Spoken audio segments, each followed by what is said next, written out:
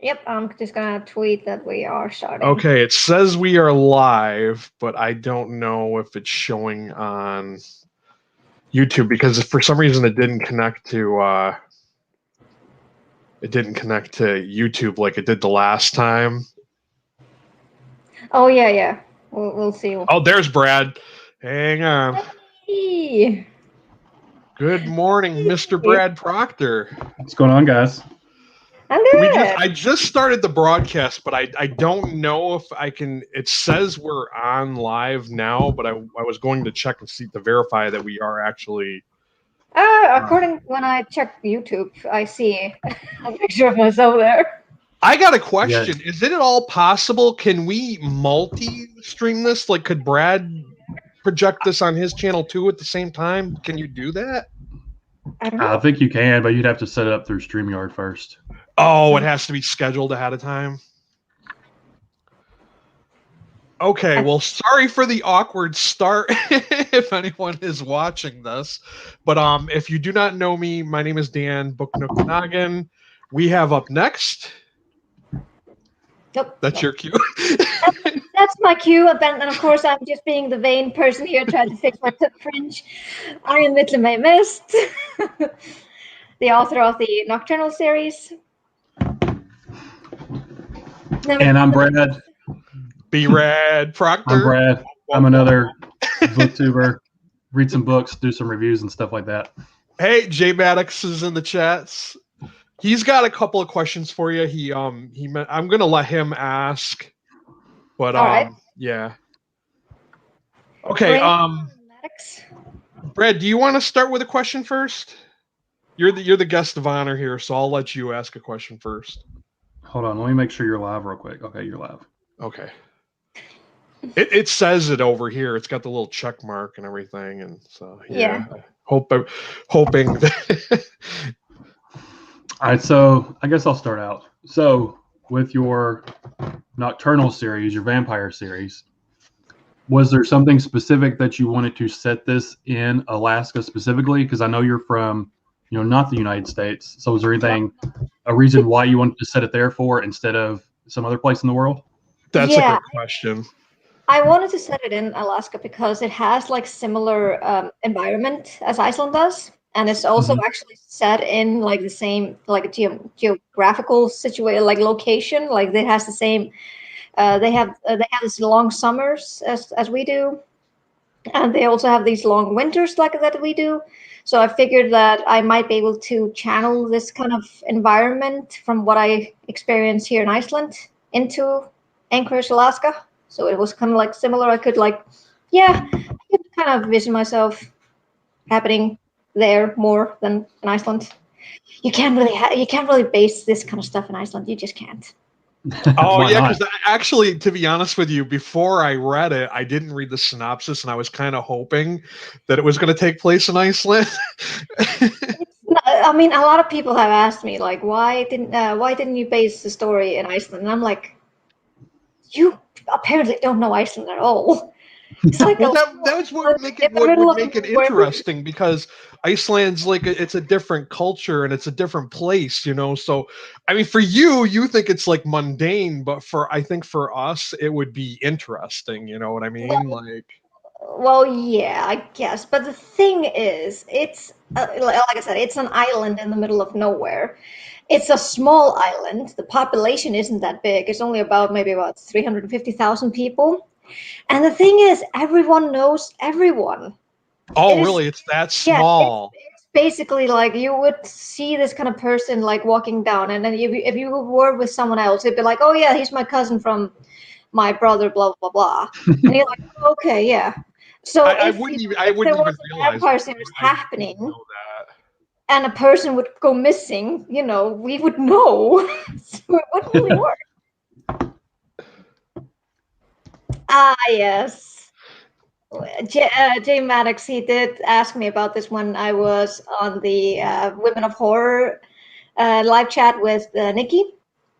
And and they were asking me if I was going to work on something else beside, if I had anything else working beside my vampire series. And I said that I had a zombie story, that I want to kind of work into. I think that'll be fun, yeah. Because if it's gonna be, I don't know if it's gonna be anything like your vampire series. I think a zombie story would be fun. Yeah, and sure. I'm actually gonna base that on an island, so I might have nice. channel my Icelandic roots there. So there might be a little bit of folklore thrown in, or maybe, yeah. I'm thinking I might go the same route that T.C. Parker did with Saltblood, to have it somewhere based in between the British Isles, or in Iceland, some island in Iceland. Yeah, I haven't read that one. Brad, you read that one, didn't you? I did. It's really good. I'll have to check that one out. Yeah, it was really okay. good. I'll ask a question now. We'll just bounce back and forth here. I know that I already know the answer to this, but this one's for people watching, for posterity's sake. What got you into horror? It's mostly. I don't know if I should think, or if I should just say it's my brother's fault. My older brother, he kind of got me into horror because he is a huge horror fan. He's been like that since he was little, and we're 6 years apart. So whenever he was supposed to be babysitting me, he would probably just pop a video cassette of any kind of horror into the. Did he do it just because he wanted to scare you, or or he was like, "Here, share my love for horror"? I think it was a little bit of both. Like, oh, I can't be bothered to babysit you. Here, I'll just be plop you on the sofa, and you'll just be traumatized, and I'll just deal with it later. Right. So yeah, and he sometimes was a responsible brother. Like I've probably mentioned it a couple of times, but Aliens is one of my favorite movies, but it's also one of the movies that actually really traumatized me. I still get nightmares over the freaking xenomorphs, and I hate it. Well, that chest burster, I mean, that was enough to traumatize anyone. I mean, exactly. And that was the time he was like, he had some friends over. I think I was 7 or 8 years old, and I was supposed to be in bed. But of course, being, wanted to be inclusive, I snuck behind the sofa and I saw that scene exactly. I had no context of what kind of movie that was, and I was like, "What movie are we watching?" And he's like, "Oh, it's an alien. It's just, go back to your room." So you kind of gave away that you were hiding behind the couch, huh? Yeah. Yeah. I'm not the best hider when I was a little, but I've actually gotten better at it right now. Oh, okay. I just need to stand in the doorway, and if my brother walks past, I always manage to make him up. So. Well, that's nice. You can get them back for the when you were little. I do that now, because we have similar taste in movies. So sometimes if there's a horror movie that he said he was really scared of and really hypes it up, so when I watch it, I'm not scared at all. I just immediately call him or message him like, "You're a pussy." I was like, that wasn't scary at all. Speaking of horror movies, I literally just saw In the Earth. It's supposed to be one of the newer ones. It's a UK film. It was weird. It wasn't really scary at all. I think it was just weird. I was watching Things Seen and Heard that was on Netflix, I think. I watched that. That was interesting. It has ties to upstate New York, so that's why that motivated me to want to watch it. And it kind of wanted to be scarier. Yeah, that's what I thought too. When it kind of ended kind of flat, don't you think? Yeah, it did. Yeah, I was like, that's it. Yeah. Yeah. Most of the movies nowadays, they tend to end like that. I'm like, okay, no open ending. I expected for Brad. Did you see it yet, or? No, I'm so far behind on horror movies with the kids and stuff. I don't ever get to watch movies. Oh yeah. My boy's older, so now he's we can take him to see horror movies. But I'm glad I didn't take him to this one, because this one it was so slow. It was so boringly slow. It was, and then it got to the really weird, it had psychedelic scenes in it and everything. I was like, is this supposed to be horror? Maybe it had a Lovecraftian element to it or something like that. I think so. I don't want to spoil it in case anyone does want to see it, but yeah, In the Earth was definitely underwhelming for sure. Yeah. So yeah, I definitely will say my brother is to both to think and to be at fault for turning me into horror. So since you grew up on horror, are there any vampire movies specifically that influenced your Nocturnal series at all? Great question, Brad. Yeah, definitely Bram Stoker's Dracula. Which one? The one from the 90s? Yeah, the Francis Ford Coppola's version. I don't know if I ever saw that. And it's funny though, because at that time I still do love that movie. And I just really loved how creepy Gary Oldman was as Dracula. He doesn't even seem like that's actually Gary Oldman at all. No, it doesn't, exactly. Yeah, he's like a chameleon, isn't he? Like, I think every film he's been in, he's totally different. Yeah, he's a really good actor. And I remember when I was up because I think it was at the time when Keanu Reeves had just finished doing Speed, I think, and I had a huge crush on him when I was little. I think you and every other girl. Yeah, and I was super excited that he was playing in it. And at the time, I had no idea that his accent was supposed to be British. It was so bad when I'm watching it right now. I'm like, no, you just stick to American films, my friend. Yeah, but it's amazing how like British actors can do like a well American accent though. Like I've heard some they just like boom, they turn it on like a switch, they can just I'm impressed with that because like I don't think all American accents are like that easy, especially if you're used to speaking like a certain way all the time. Yeah, definitely. Yeah. So, Tom Holland's really good with British accent. Yeah. He was really good in The Devil in Me. Yeah, the Devil Inside, I think it's what it's called. Yeah. It was really good. Oh yeah. Oh yeah. Oh, that was a real. I got to read the book yet.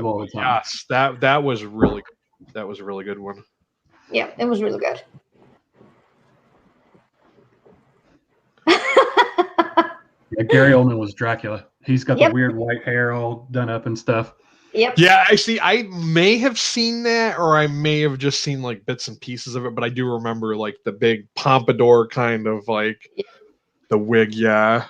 Yeah. So people might not find it funny. Might find it funny, but that film, like Bram Stoker's Dracula, is one of my favorites. But also another one is one of my favorites. It's actually a comedy one. It's Dracula, Dead and Loving It. Oh, that's funny. Oh yeah. With Mel Brooks and Leslie Nielsen, because I love all of Leslie Nielsen's movies. And all airplane movies and stuff. Yeah, I grew up watching those. Like, I don't know if today you would be able to get away with having those with cancel culture. I don't think that. Probably not. But it's still so funny, and it's one of my favorites. I remember when I was in Japan, and my friend and I, we were waiting for I think a bus. And we didn't have any service on our phones. So in order to entertain ourselves, we quoted Dracula Dead and Loving It the entire movie until the bus came. And we managed to do that, and it was funny because there were so many Japanese people just looking at us like, what the hell are they doing? Like, are they quoting a play? What's happening? Well, since you mentioned being in Japan, like you studied abroad, right? You're a Japanese major? Yeah. I mean, I know we talked about that last weekend, but like, yeah, since everybody, that's here, could you tell us a little bit about that? Like, well, when I went to university, I did study for 1 year. I decided to take English because that was the ones that I excelled most in. I'm practically native when it comes to talking English. I got to give you props for that because, like, I don't, it's pretty cool that and I noticed like people in Europe, they have this ability to speak like multiple languages, and the fact that you're speaking other languages aside from Icelandic, like English and Japanese. I find that to be pretty impressive because there's a lot of Americans who can barely speak 2 languages sometimes. Yeah, well, when I was in high school, I went through the language department. So I graduated in the language department in high school.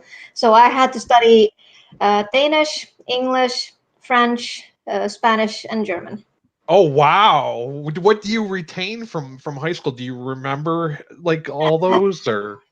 The thing is, I'm not the best when it comes to communication and that, but if I stumble upon like a piece like that is written in either of those languages, I can pretty much understand them.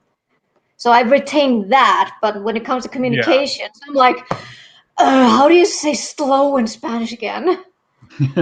I know it's Right. lentamente, but like when it comes to German, I'm like, oh, how is it in German or French? I can't even do that. Yeah, But my yeah, so I, wife was a multiple language person too. I think she majored in Spanish, and she took Italian, Portuguese, and German, and I think she only really remembers mostly Spanish now. But yeah, yeah, I think retain most Spanish the most because that was actually the courses that I had the most fun in, and I felt like it was like some of the it was like the Romani language that I could remember the most. right. But I decided to take English when I went to university. Did like a whole year of that, and it was basically just studying like literature and writing. All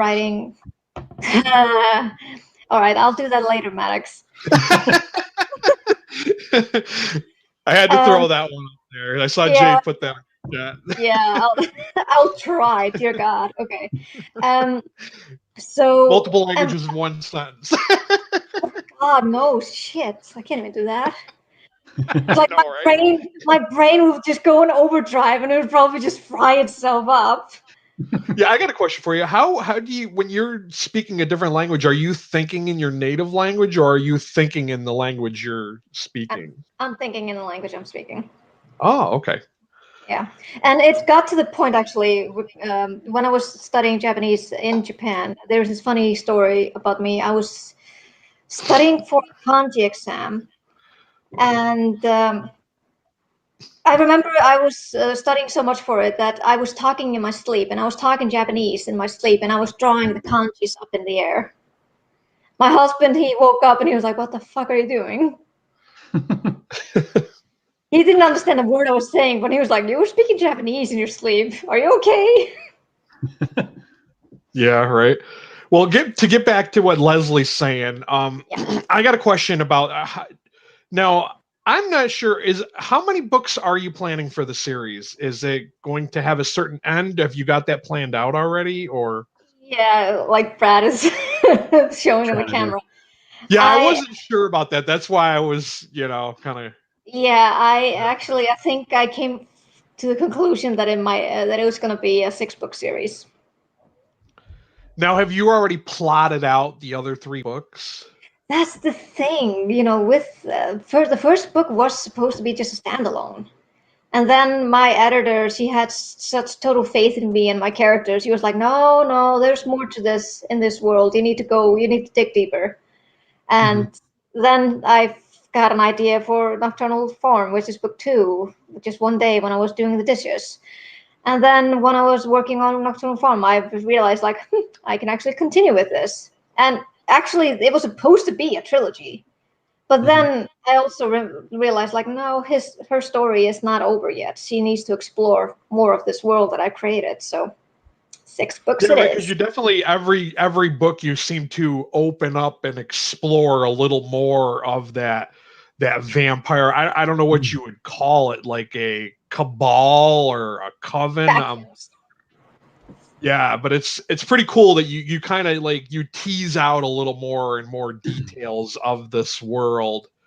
And I was the ending of I don't want to spoil it for anyone who has not read it, but the ending of Nocturnal Farm, I was like, oof, like I'll admit I thought that was going to happen at the end of book 1 because I thought it was kind of leaning that way. But yeah, I'm excited to see what's going to happen, with Leia and this new development.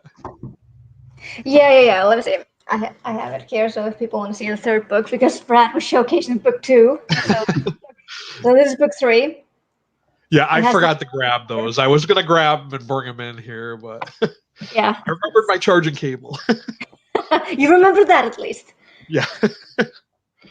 So yeah, it's gonna be a 6-book series, but I'm actually also thinking maybe of doing maybe a short story collection that is has a connection to the vampire world.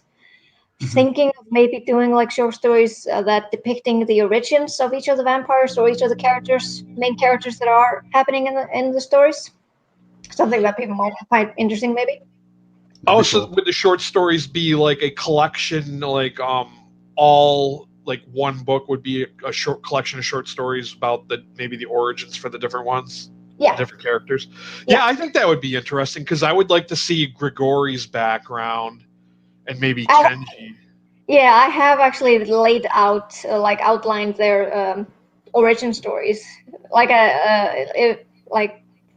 gonna probably have a lot of fun because I had so much fun writing the banquet that has a lot of torture scenes and stuff, and I was like, this fits Grigori a lot, so he's probably gonna be doing a lot of torturing. Yeah, Jay Maddox, he reviewed that and he told us that one it's a very good one.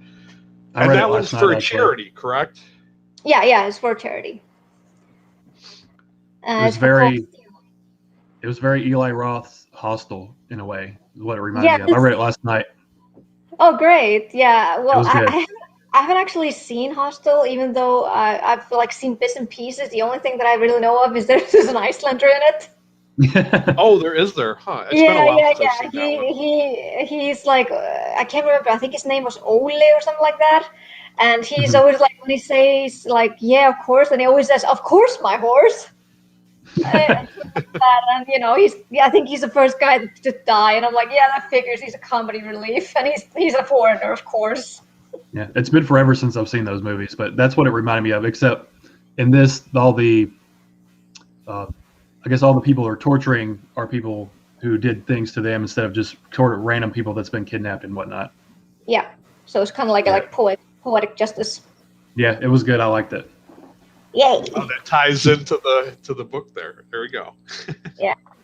So as far as your vampires in your Nocturnal series, was there any way you sort of went about creating your own set of rules instead of just sort of borrowing from mythology, like garlic bothers them and stuff like that? Because you've done your own separate thing. How did you go about sort of setting up your own vampire roles for this world? I just kind of wanted to go back to the old roots that they are these creatures that people should be fearing, should be feared of. Mm-hmm. Basically, just they look like humans and they act like humans, but they are not, and they can't suck you dry if you piss them off. Mm-hmm. So my main reason, and one of the main reasons I really just wanted to write it was because Twilight has kind of dumbed down the horror element of vampires. So the glitter vampires. Yeah. Usually when people think of vampires, they always immediately go towards paranormal romance. Mm-hmm. And that's not something that I'm particularly fond of because, like I said, I grew up with Bram Stoker's Dracula, and even though he was an attractive guy or he had this kind of allure to him, he was still a monster. Yeah. So that was kind of my feel to make my vampires like that. But I've also wanted them to be, they're not black and white. They are morally gray. And there are some maybe who lean more towards the white, and there are others that lean more towards, the black. But in the end, Packers, that, huh? Yeah. You got the white hats and the black hats. And yeah. So Jay Maddox asked a question, and he said, "It's all vampires. Will we see any new monsters?" That's a great question because I'm wondering, are there going to be any werewolves? I mean, we know we got ghouls, which I love that you added the ghouls, and that would telling the viewers what the ghouls are, would that be considered a spoiler or? Not all. The ghouls are basically that's actually the element that I decided to bring. That is, I might think. Is new to the vampire lore. With the ghouls, I decided to have you can't, as a vampire, you can drain a person, you can drain a whole human, but if you're doing that, you have to consider the consequences, and the consequences are that a drained human will become a ghoul. a ghoul is kind of like a zombie, but it's more like a berserker type zombie. Like he will eat anything and everything, and he will not stop until until there's like a path of destruction laid behind him. So yeah, I love that in the first book, that the way that they kind of stumble upon this, and that was definitely a great action-packed scene that made for an interesting take. Like that. Yeah. This is what can happen. If you don't take care of your. Yeah, that's because, like I said, like there are a lot of rules in my vampire world, and they kind of have to. They can't go go crazy with whatever they're doing. Like once you're a vampire, you can't be go, oh woohoo, yeah, eternal life. Right. They have to, abide by these rules in order to avoid detections and everything, and including is, don't make too many ghouls. If you're making them, people will start to get suspicious, and we can't charm every single one of them. Mm-hmm. Yeah, I like that. That definitely, like there's this secrecy that they have to remain hidden. Yeah. That was definitely, yes. That will be actually a most central theme in the books to come. Like in books 4, 5, and 6, that's going to be like the central theme of trying to become, keep being hidden. Mm-hmm. Oh, does that mean that the character, oh man, I don't want to spoil it, but the one character, that one guy, the hunter, yeah. is he going to have a bigger role in books 3, 4, 5, and 6? Yeah. Okay. So he's definitely going to be a thorn in everybody's side, then, you're saying, to come. Oh, yeah, definitely. And everything that he does is going to have, like, huge consequences. Okay, so he'll be the major villain, then? Yeah, well, he's going to be, like, the major catalyst. Oh, ooh. So, alrighty, then. All right. But regarding new monsters, I haven't really gone into that. Well, when I was plotting, I'm still plotting the books, and I think I've not really going into like new monsters, but I'm going to tackle some of the old urban legends. Okay. And in book 5, they will actually go to another country. Can you tell us which country, or? Yeah. So they'll go to Romania. Ooh, nice. Yeah. Yeah. So I've been there before, so I have some ideas of what I'm gonna do, and I'm gonna put the legend of the black-eyed children into the mix. Okay. For those who've never heard of the black-eyed children, this is like something where, these random kids will come knock on your door and they'll be like, "Let us come inside," and it's really creepy stuff. I've listened to a lot of podcasts about that. That's definitely that, and the tall man with the hat, or the hat man. Oh yeah, the hat man. Yeah, I've heard some of the first one. So I'm gonna add some like more urban legends. I'm not really sure if I'm gonna add new monsters. I'll just see how everything goes. Have you ever heard of the Legend of the Skinwalker? Oh yeah. That would be an interesting little addition. I don't know if you want to go that route or not. But. My friend and my friend Damascus, who did the cover art, who did the illustrations in the books, we actually wrote Skinwalker short story just a while ago. So. Oh, nice! Is that going to be in an anthology coming up? Yeah, I think we're going to sub it in some anthology. I can't remember which though. We're still editing how it's going to work. I gotta say that the illustrations were a very nice addition for book 2 and for book 3. I had to peek in book 3, but I tried not to like spoil myself. No, I'm not. Here's actually one you can expect to find like 2 new characters in book 3. That's cool. Don't know if you can see it that well. Don't know which way to turn. I know, right? There we go. So yeah, it's cool. Comic book kind of style. Yeah, I think it fits the theme and the story well. Yeah, he's a very talented illustrator. I saw that his short story collection. I added it to my Kindle, but I've still got to read it yet. I definitely recommend it. It's so good. Yeah, you said that. Yeah. Yeah. So Jay. speaking of also, art, oh, sorry, Brad. go ahead. I was just saying. No, you go ahead. Art, I was just going to mention what Jay asked another question earlier, but ask your question. Speaking of art, who did the covers? Does it say? Because I love the second cover. The cover art's great. Yeah. Yeah, that is a great cover. The cover are done. They're done by Design for Writers.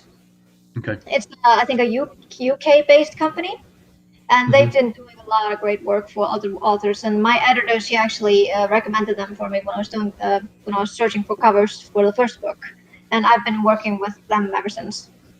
Yeah, the cover for the first book drew me into wanting to read it more. I love that. For sure.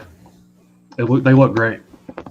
That smoky kind of blood mist kind of thing. Yeah, that's. And it's got the gore. It probably doesn't show good on camera, but the gore and stuff dripping off of her, it looks fantastic. And this is my favorite cover so far. The second one, just the contrast between the red and the blue, it looks great.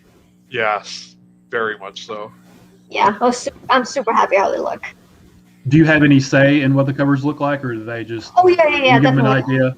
Yeah, I give them an idea, and actually for the second cover, I had drawn a photo, like a drawing of Sophie, like covered in blood, and I sent him that. I'm like, you could use this as an idea for the second cover, and he's like, oh, definitely, and that's the result you're seeing. Nice. That's great. You have a say in the cover design because I mean it is your book. I mean they should, I've seen some covers for some books that'll be something that totally unrelated. I think some of the covers from the 80s were like that for some books. Yeah, that's the reason why I like being a self-published author, because everything is under my control. Yeah. Right. So everything is on, I can have a say in everything. So I really, really like that. Even though the marketing thing is so hard. You have to wear all the hats yourself. Yep. And sometimes you're just like, oh, I'm sorry that I'm bothering you, but here's a book. Want to read? Oh, and happy belated birthday. Your birthday was yesterday. Yes, it was. I was going to mention that at the beginning, but then I got sidetracked. Happy belated birthday. Thank you. It was good. My shoulders were so sore after the massage. It's not even funny. You're supposed to relieve that tension after a massage. No. Are you kidding me? I felt so bad for the masseuse because she was grunting by the end of it. Wow. and then afterwards, I'm like, I had stiff shoulders, didn't I? She's like, looked at me straight in the eyes. Yes, you had. Oh God, I'm so sorry. Well, Jay asked, here, I'll just pop it up on the screen. Yeah. It's actually, it's bringing money. Right now we have, I think, about $35 raised, so that's really good. Okay. I mean, considering that I just, I released it on 19th of April, so yeah, it's pretty good. So I will be forwarding that money to Steel Mode in next week. And I'll just that will be indefinite, like with the sale of that book, the sales will continuously go to that charity then? Yeah. Okay. Can you talk about the catalyst behind Banquet? Because I think I saw on Twitter where someone said they didn't want revenge women, something or like that. And you're like, oh, I think I'll write that story anyway. And you just did it. Can you kind of talk about I remember it wasn't that long ago. It was like you came up with that idea really fast. Yeah. Well, the thing is, the week that had the International Women's Day, it was supposed to be a day where you celebrate, women. And then, there came the infamous interview with Meghan and Harry and with Oprah. And people were, talking shit about Meghan, even though she was, just talking about from herself, her point of view, and how she didn't get any medical help for mental health, regarding her mental health, and people were just shitting on her, and people were shitting on International Women's Day, asking a lot of cishet men, I think middle-aged men were shouting, why isn't there an International Men's Day? And apparently there is, so why are you shouting? Oh, is there really? Yep. I did not know that. Everything came tumbling apart regarding the murder of Everard. In the UK, she was, just walking home from a friend's place, and she was kidnapped, and she was raped, and she was killed just by walking by herself, and just that kind of, and just seeing all the responses from women online, just saying, the exact same thing. It just really got to me, and I got really angry, and I decided, like, okay, I kind of want to do something to do just to help, not necessarily negate it, but just to help something, and right, to make a contribution in the positive. yes, and also like to have this kind of like an outlet for this anchor. So of course, in my case, my outlet is writing. So I figured like I might have an idea to write it, and I posted it on Facebook, like on Twitter, and asked people what they thought, like if it was a good idea. Of course, the majority thought it was really good, until that one guy came. And oh, there's always going to be that one guy, he quote tweeted my original tweet and just said, no, you shouldn't do that. That's not a good idea. They already have so many men bashing stories already, so you shouldn't do it. And I'm like, he's one of those guys. Yeah, so I was like, okay, I'm gonna do it. Right. This is probably one of those guys too. Nice like I said, anger can be hell of a fuel. So yeah, I just wrote it immediately. I just sat down. Okay, I'm gonna do this. Usually how I write, I outline everything, so I had like everything outlined, and I just went with it. And then I got great editing services from El Turbot, and a lot of great, got great feedback from beta readers. So, and I'm happy that it turned out the way it is. So you're more of a plotter than a pantser, then? Definitely. I'm more like I'm a planter. I think it's like I'm the person in between. I usually outline, because it's good for me to look, so I'm going in the right direction with the story.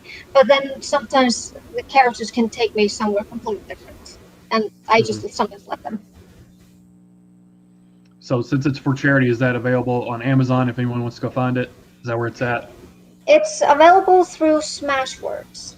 Smashwords, okay. Yeah, I'm trying to lean a little bit away from Amazon because it's been getting a little bit of a bad rep right now. Mm-hmm. And I wanted to, be able to have it distributed on all other places. So I picked Smashwords for that. Okay. Yeah, I saw that controversy with Amazon last night. That one publisher had all of their works pulled. Yeah. And I think that what they discovered was it was because they added the author names in the keywords or tags or something, which I thought that's a really lame reason to pull really all their books. Yeah. And just without any explanation or anything, or without any warning. Well, it was more than likely an AI that probably did it. There was probably no human behind it, Yeah, probably not. So Maddox is asking what I look for from beta readers. It really depends on just what kind of story I'm writing. Right now, I sent out a short story to beta readers, and I just asked them if my story fit the overall theme of the submission call, if it was creepy enough. Usually, I also look for because I'm not native English, so if there are any typos or grammatical structures that are not right, if they can pick out that as well. And that's basically what I'm looking for. Thank you for explaining what a beta reader is for those who may not know what a beta reader is. Like, I've heard the term alpha reader. I think maybe you're the one who mentioned alpha reader. Now, what exactly is an alpha reader? Alpha reader is basically the person that gets to see like the first draft. And he just reads through it, and he gives like an overall feedback of what he feels from it, and he gives suggestions, like what he can do to improve upon it. And then you turn it in over to if you have an editor or if you have beta readers, to them afterwards. Okay.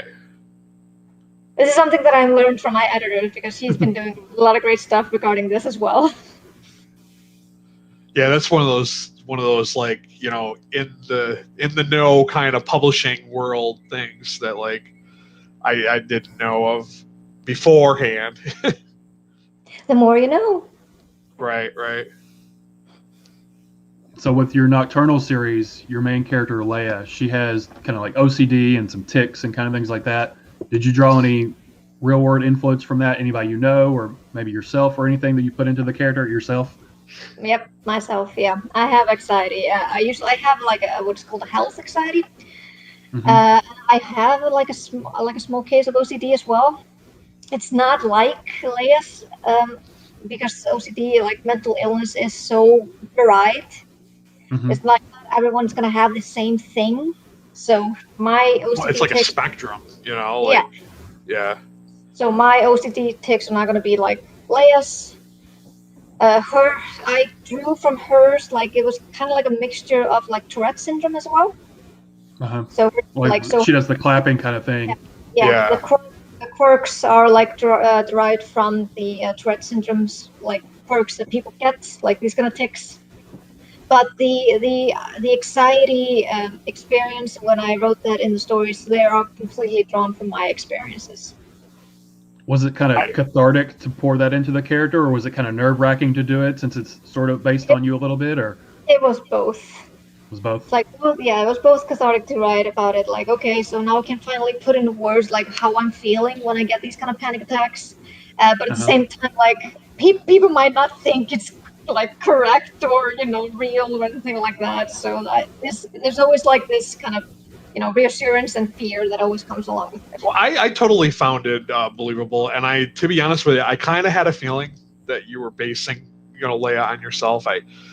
That came through, and I love the fact that she is not typical. She's not the typical heroine, like she's an unlikely, person who's like facing up against this supernatural world, and I think that's what makes her a more enjoyable like main character for me. Mm-hmm. That's actually one of the reasons I wrote her like this, because I've I've I was reading a lot of like young adult books, and there were just so many female characters that were just like they managed to do everything right. Yeah. And they were just all these, they immediately became like this badasses, and I'm like, well, I mean, if you were thrown into this kind of situation, would you though? Mm-hmm. Right. Because I usually tend to think like, if I would be thrown into like a world of vampires, I'd probably be just sitting in a corner in a fetal position and just crying like, this is not happening, this is not happening. Yeah, it definitely brought this real world tangible thing to it, because no one is perfect. We all have our own flaws, whatever they may be, and to have a heroine in this that's not straight out the gate, just doing whatever the best of her ability, and to struggle with it and get better and struggle and get better. I really enjoyed that more so than she's just awesome right out the gate, kicking ass and doing that kind of stuff. Yeah, I noticed, because I made my brothers read the first book, and when I asked them about what they felt about it, they were like, I don't know, I didn't really like Leia. She really whines a lot, and I just like, how many books have you read about girls like this? And they're like, none. I'm like, exactly. That's the reason. It's more relatable for people than this perfect person up on a pedestal. Than with this person having flaws and they having their own flaws, you can relate to that. Yeah, and it's the same with Sophie. Sophie is not like she is like badass. She's considered badass, but she has flaws as well. Yeah. Like at the open, I mean, it's not really a spoiler because it happens at the beginning, but she sort of gets in the fight, but she breaks her arm. It's not like she just wipes the floor with the guys. She takes on her own punishment and stuff too. Yeah. She knows that. Mm-hmm. Like, I'm not. I think she. And even as a vampire, she's like, yeah, I know I'm not invincible. Yeah, I mean, yeah. Even like you said, as a vampire, she knows she can't do it all by herself, or she wouldn't have Leia along with her to begin with. Yeah, exactly. I like how you made Kenji kind of different too. Like, even though he's an older vampire, he has his own quirks and reasons for why he does things. I think you kind of explored or expanded on him more in book 2, because I think most of that, like his penance and all that, it was more in book 2, right? Yeah. Expanded on that. Yeah. A lot of people love Kenji, and I'm so happy about that. Yes. I think he makes he kind of fills in a gap from Sophie. If that's not a spoiler, I don't know if that's kind of, but yeah. Yeah, I was happy, and it's funny how he's gonna be like explored further on into the story. He's, Nice. Yeah. I mean, if you read the first two books, like he is, I wouldn't say like he's like this happy-go-lucky guy, but he's more like I guess he could, if we're gonna go into the Star Wars resemblance here, he might be maybe a little bit like Obi-Wan Kenobi or Yoda. Okay. Oh, okay. So are you yourself a Star Wars fan? Is that where those influences come from? Yeah, I am, but I'm also a Star Trek fan, so I'm like a mixture of both. So I can't really. I don't know. You might be Brad might not like that. No, it's okay. You live long and prosper. I mean, I just finished like watching the whole Voyager series on Netflix just like a couple of months ago. So yeah. Oh, I haven't watched that in a long time. My old man got me into Star Trek. We used to watch Star Trek all the time. Yeah, that's the same with me. Like they showed Star Trek in like our national channel, like the Icelandic national channel. There was always just before dinner on Sundays, so I was always watching with my dad. And is it dubbed or is it subtitles? It's subtitled. Okay. We thankfully don't sub or dub anything, except for like the Disney movies. Some movies or shows work well with the dub, the overdub. Like I don't know if any of you guys have seen Dark, that German time travel series. Oh, it's great. Yeah, it's really good. Yeah, we watched the dub version of that. But I remember one time that someone decided for some weird ass reason, they decided to dub The Simpsons. Really? Yes, and it was awful. I think there was like a petition, like the minute it started airing, to just drop it, like just cancel it. It's awful. How soon did you guys get The Simpsons? Because I'm dating myself here, but I remember when The Simpsons debuted. It used to be when Fox would only come on a Sunday evening. And I remember at one time, I think it was The Simpsons, or maybe it was the Tracy Ullman Show first, and they were just a little short. But then The Simpsons would come on, and then as soon as those shows ended, that would be Fox would disappear for the rest of the week. I remember watching it since I was a kid, so I think we got it when before I was born. I was born 1987, so we might have gotten it maybe 91, 92. I think, it was the late 80s, wasn't it, when it came out? Yeah. I think it was. Yeah, it was a long time ago. Like I said, I'm dating myself by remembering that The Simpsons was like only on one day. Like the only time Fox was on was that one night. Yeah. And then they slowly expanded their lineup. Yeah. Yeah. Should I go back to my questions, or Brad, or do you got another question? Was there anything behind specifically having Leia and Sophie so young, like high school age, that played into it, or at all? I think it's just because I consider myself at that kind of age, even though I'm not. It's like I'm eternally 19, maybe. I don't know. Forever 21. No, maybe not that. Maybe not that store. But oh shit! You're real. Yeah, that store. I totally forgot about that. I feel like I decided to have it at that age because I can still retain some of the naivety in regards to the characters. Especially for Leia. Yeah. Oh yeah, definitely. Yeah. Yeah. I felt like it has to, like, if she was a little bit older, it kind of would have felt a little bit more awkward in regarding like her naivety and also regarding her anxiety and tics and stuff. Right.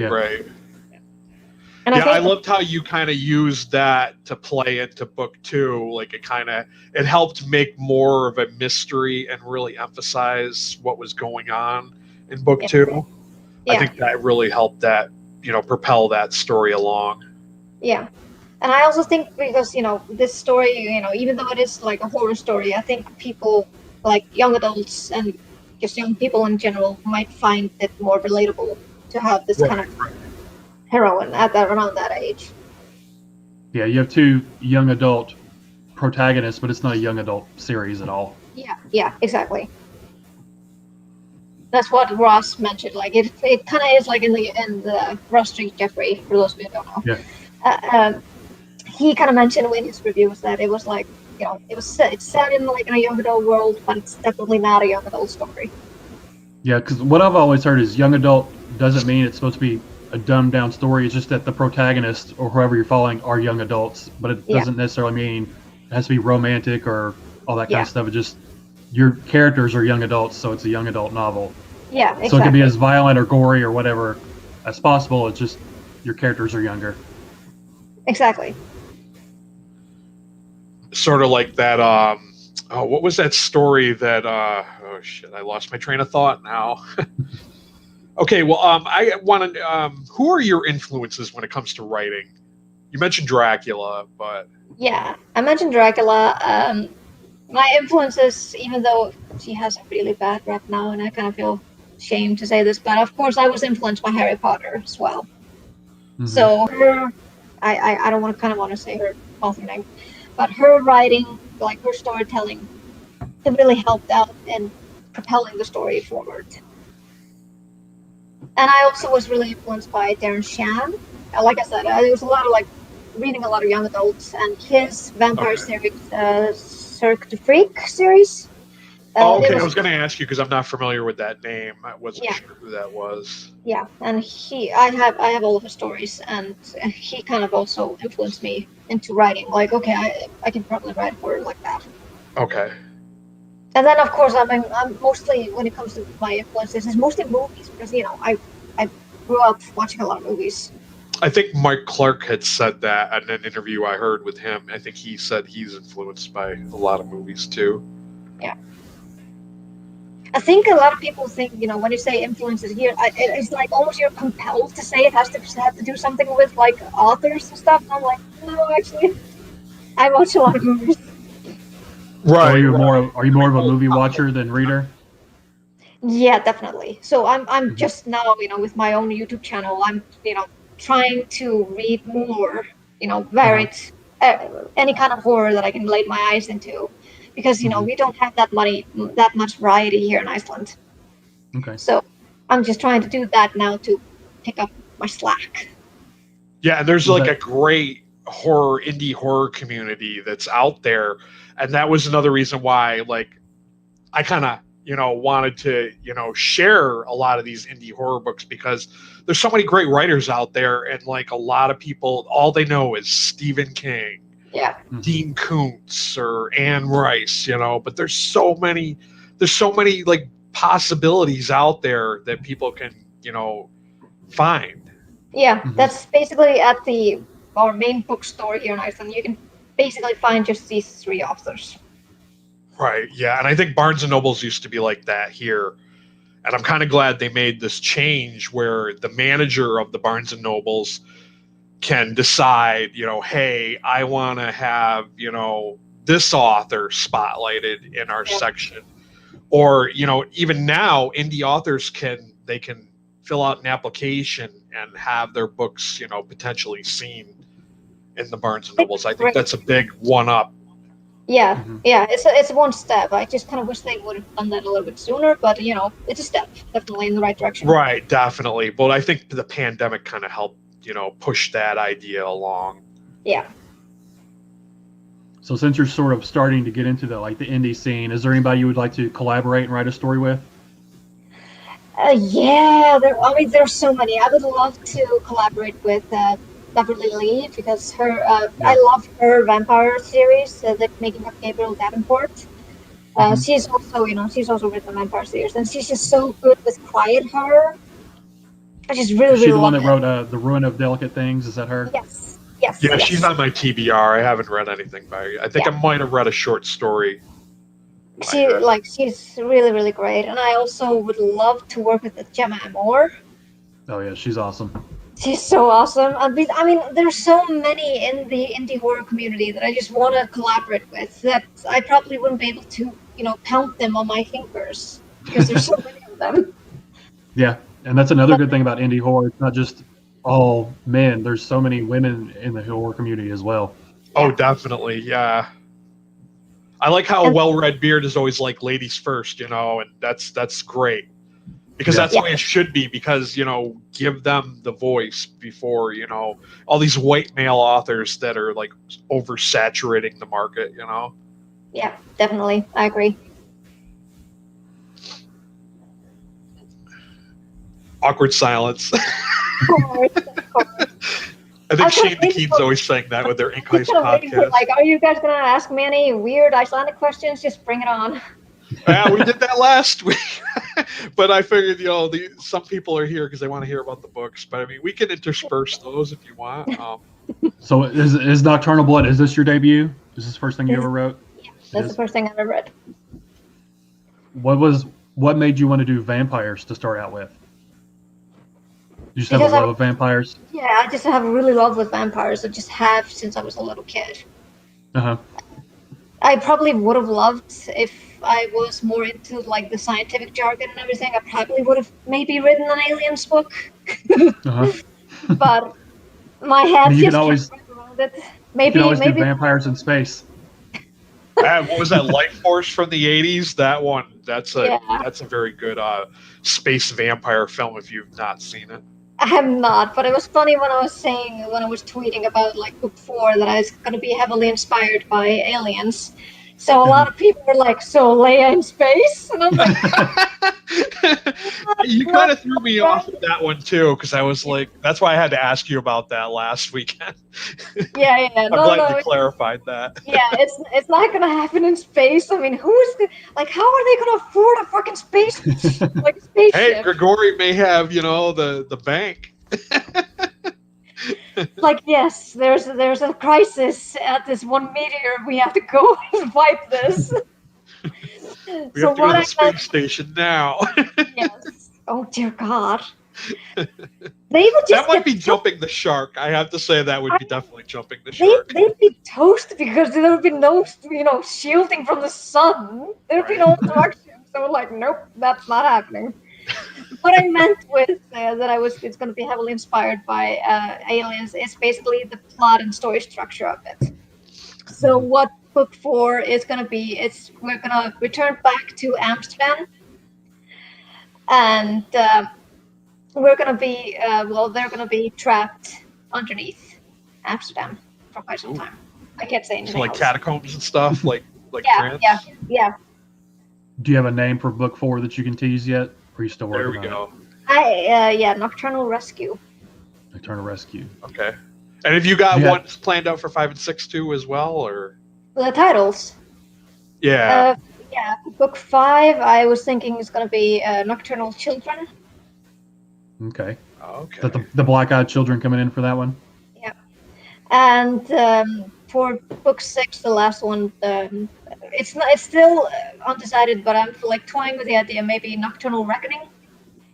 Okay. Yeah. It sounds like a good closing chapter title. Right. Yeah.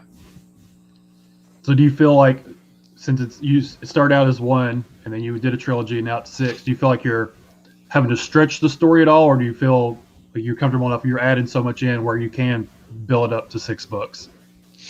I think I can build it up to 6 books. I don't think I need to stretch as much. I'm not going to try and introduce a lot more new characters. I felt like it was a little bit hard to juggle all of those new characters in book 3 that will happen, that will appear there.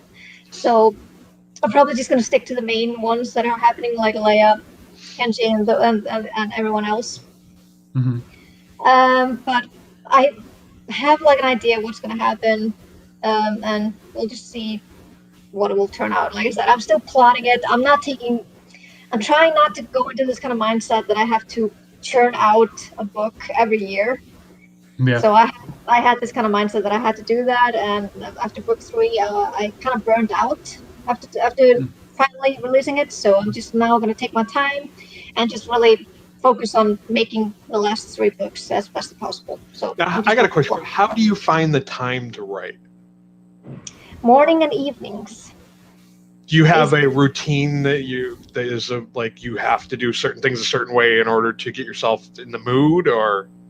Usually, yeah. Like if I look at my outline, then I usually get into this kind of writing mood. Like, okay, I can start writing this and this, and I just if I manage, I'm not really gonna chastise myself for not writing anything every day. I mean, because that's like some people can do it, and I really applaud for them to do that. But like I said, I'm working full time, and I have a family life here.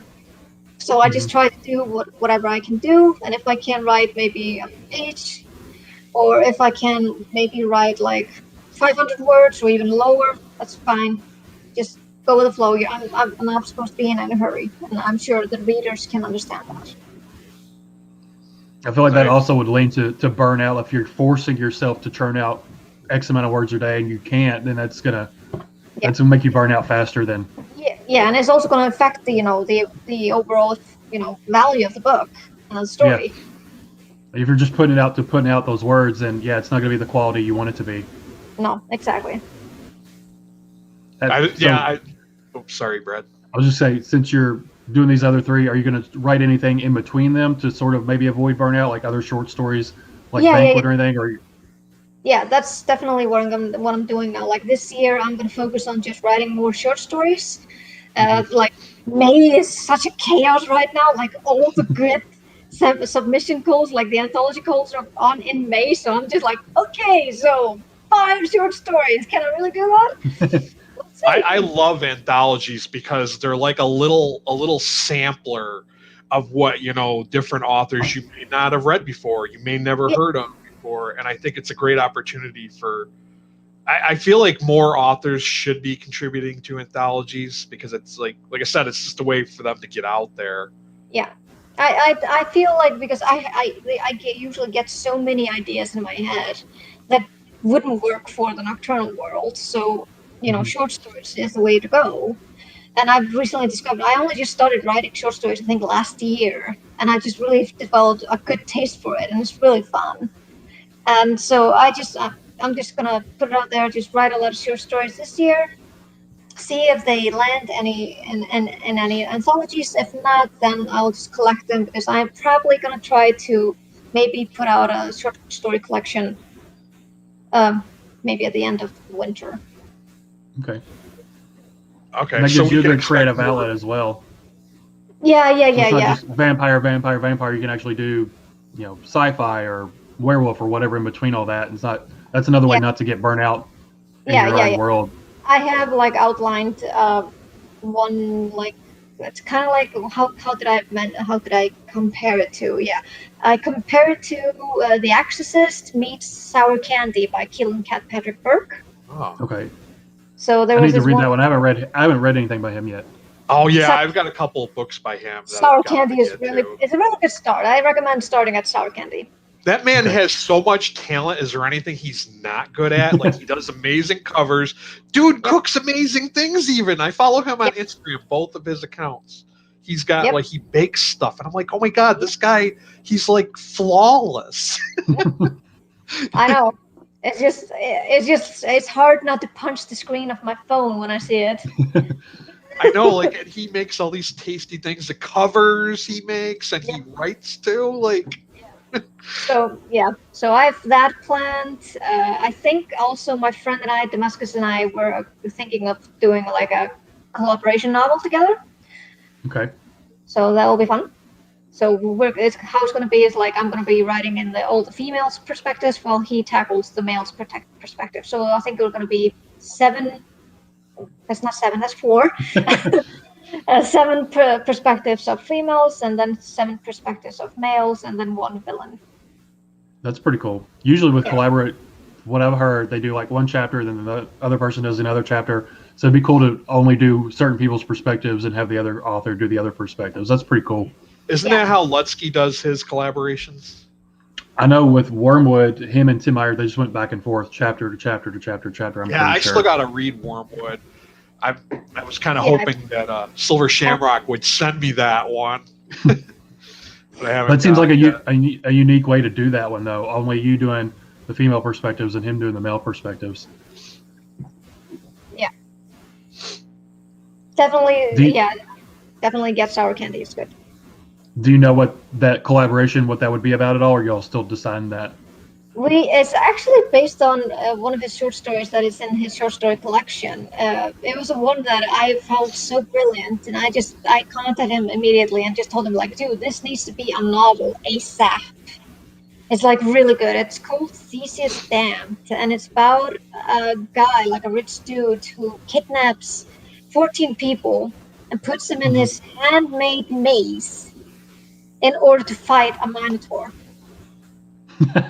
That's cool. Yeah. So I read it and I'm like, okay, this needs to be a novel, like ASAP. So should we work on it together? And he's like, yeah, sure, definitely. I'm like, okay, awesome. This is gonna be so much fun. That sounds cool. I got a question for you. Here we go. Would you like to see your book adapted for a movie or TV series, and who would you like to play the main character of Leia? Oh my, that's so weird. I haven't really gone that far. I would probably think it would be better as a movie, because as a lot of people have said, it kind of feels like Thelma and Louise just with vampires.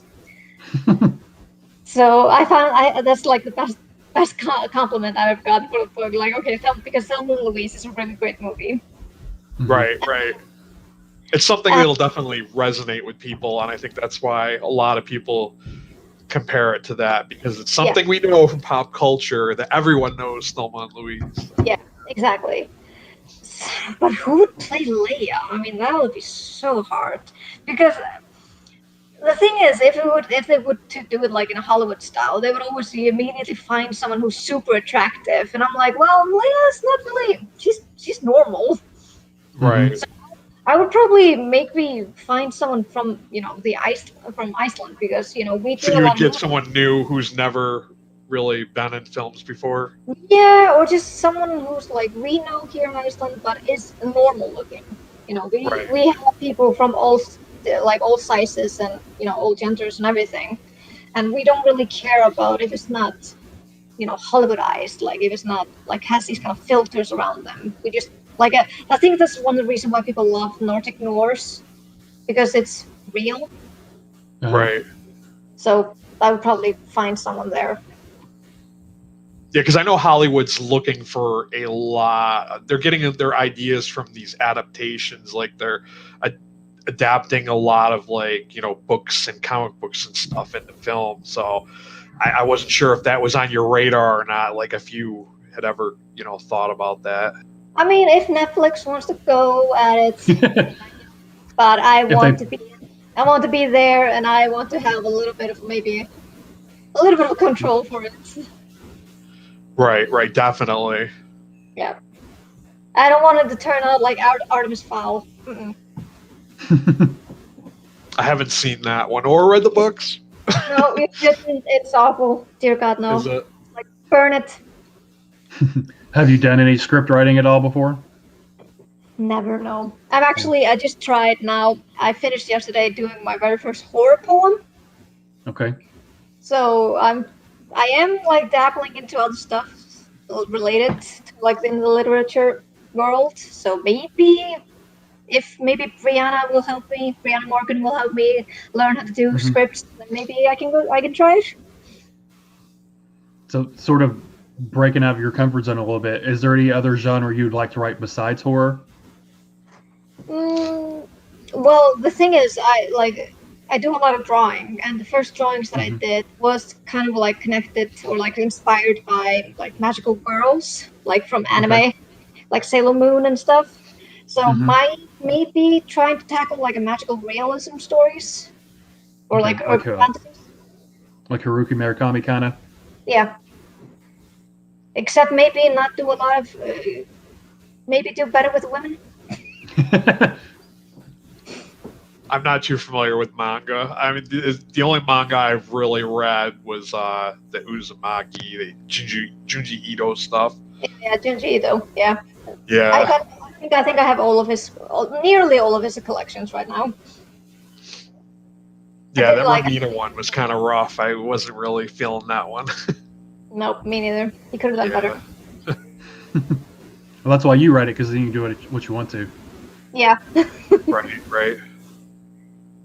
Because that's what I told what T.C. Parker, Nat. She was wanting like a lesbian western. She was like, someone needs to write this. I was like, why don't you write it? And then she did. Did she give you a dedication? I thought that's what I heard. That she... Yeah, me and Wayne and E. Because she was just talking about it on Twitter. I was like, you write it if you want it to happen. And she did. It was great. Right. Salvation Spring. Mm-hmm. I have it in my Kindle, so I'm going to start reading it soon. It's a lot of fun. I know. Is there anything like that? Like different horror genre you'd like to sort of spill into, like Western or sci-fi kind of horror or anything? Or I want to try writing like a splatter Western. Oh, yeah, that'd be dope. Yeah, those are pretty interesting. I did pitch an idea to Death Heads Press about like what I would write. I haven't heard anything, so they probably didn't like it. But I might need to flesh it out a little bit. But I wanted to have like an Icelandic roots into it. So my idea was that there's going to be like a disabled Icelandic woman who is on a revenge tour to find the Draugur who killed off her family. Okay.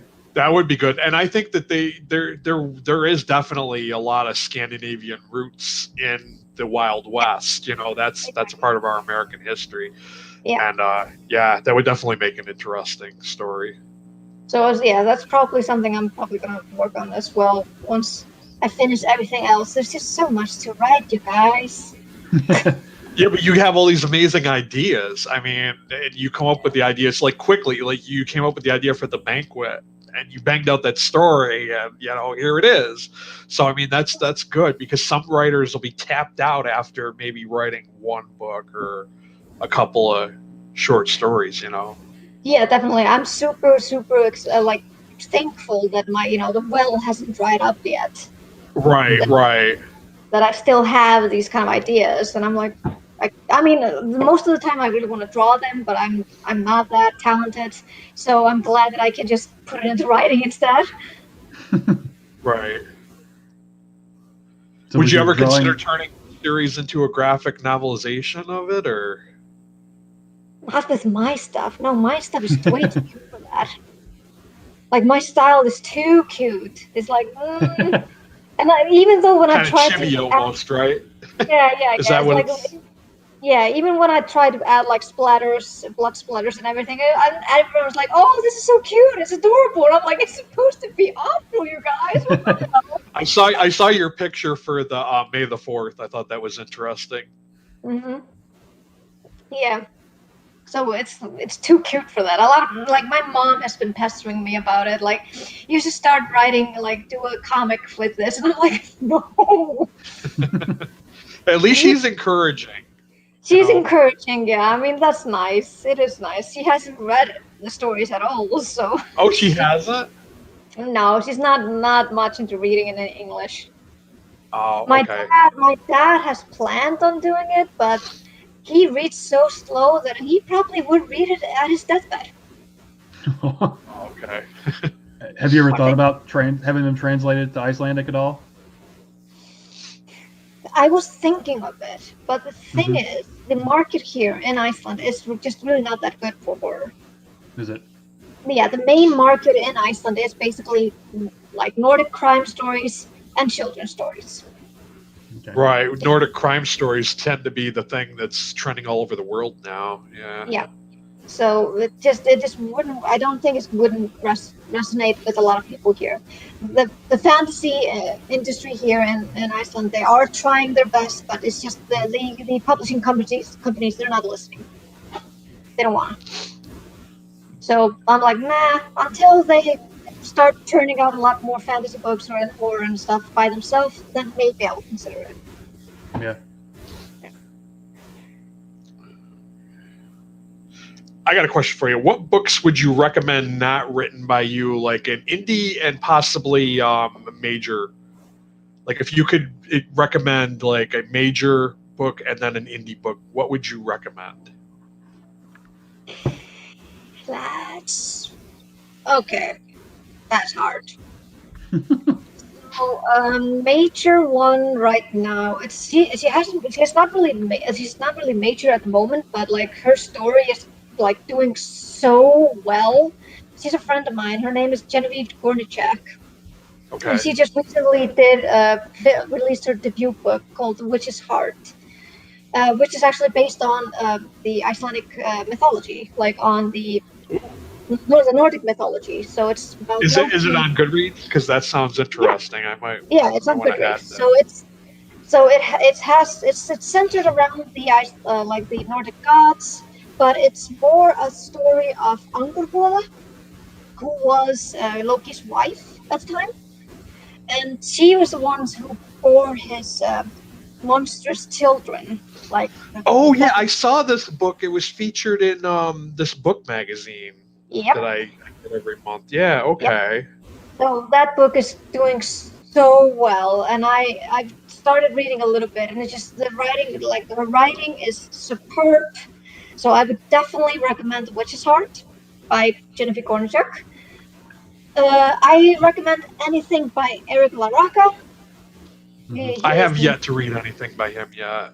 Yeah, he's if I would consider indie, he's gonna break it big in the coming future. I mean, his writing style is so poetic, and it's so full of imaginary prose. I mean, it's almost like reading like a Japanese haiku. Like I've got his newest one. What is it called? The things that shouldn't be here, or something like that. I've got it. Yeah, that cover is amazing. Yes. Things have gotten worse since we last spoke. I also have it. I'm going to start reading it tonight. And I have also the starting Ghost in Every Thread, and it's just my mind was blown. I love his titles. His titles, they're always so long, but they sound so good. They sound so lyrical. I'm like, damn, dude, can you teach me? Even his it's not a thing anymore, but his little kind of chat book, the 2 little short stories that he put out, Bright Enchanted Suffering, that was good too.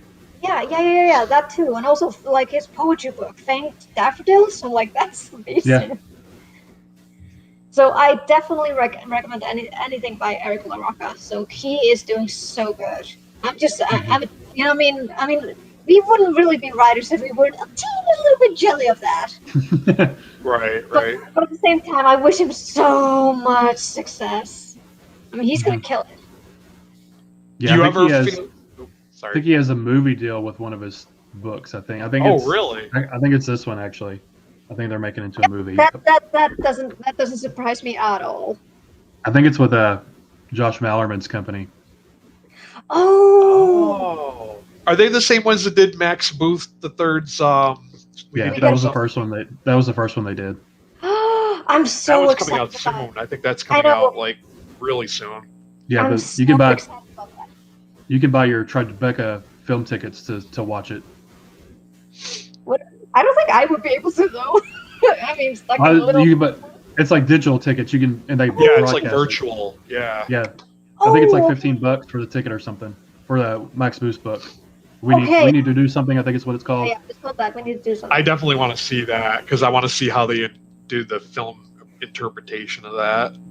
Mm-hmm. Yes, that was definitely a different. It's so hard to like tell people what's so great about that book without spoiling it because it's like it's more than just a family being trapped in a bathroom during a tornado because there's elements of the weird and bizarre and kind of it's just paranormal and all this other stuff. It's out there.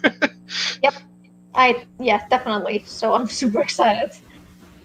Do you ever feel like you're influenced by because I know that you have your own YouTube channel and you're reading other indie authors.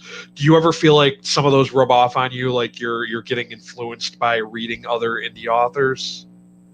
Yeah, definitely. I can feel that sometimes.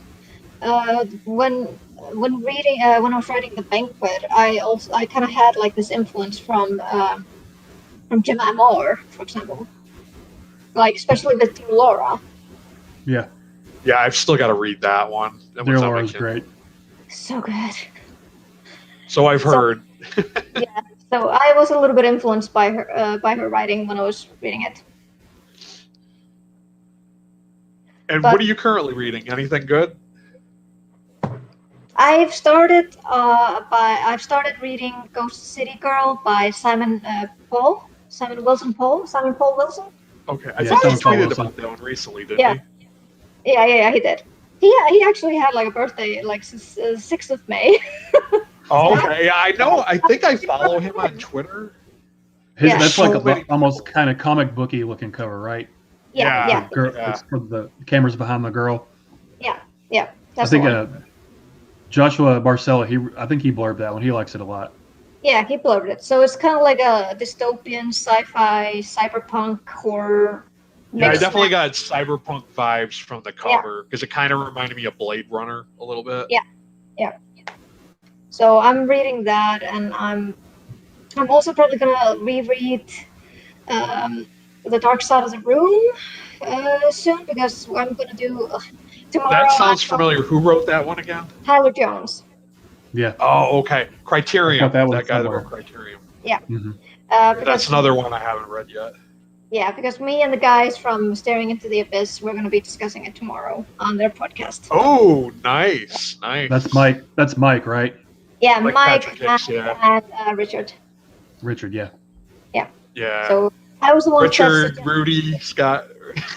He's got all these different names. I always get confused because it's like, what name are you going by now? Isn't it Horror Mensch right now? Yeah, something right, like that, yeah. Right. Me and Brad, Brad's co-hosting with Kelly Hooked on Books, a Betty read along. So I'm reading that. They're all way ahead of me in this book. I've heard like it's such a good story, but at the same time, it's gut wrenching, isn't it? It is, so yeah, and it's based on real people. So like I don't know how much of it is fact and how much of it is fiction. So it's hard to say. And you kind of almost don't want to know. Betty was her mom, wasn't it? Betty's her mom, yeah. Yes. Yeah. Okay, yeah. And supposedly she wrote it when she was like 17. Oh wow. Yeah, it's like her first one, isn't it? I think like not her first published one. It was the first one she wrote. Yeah, The Summer That Melted Everything was her first published one, and then this one came out. Ah, I see. Yeah, the writing is stellar. Yeah, I've heard it is very lyrical, very poetic.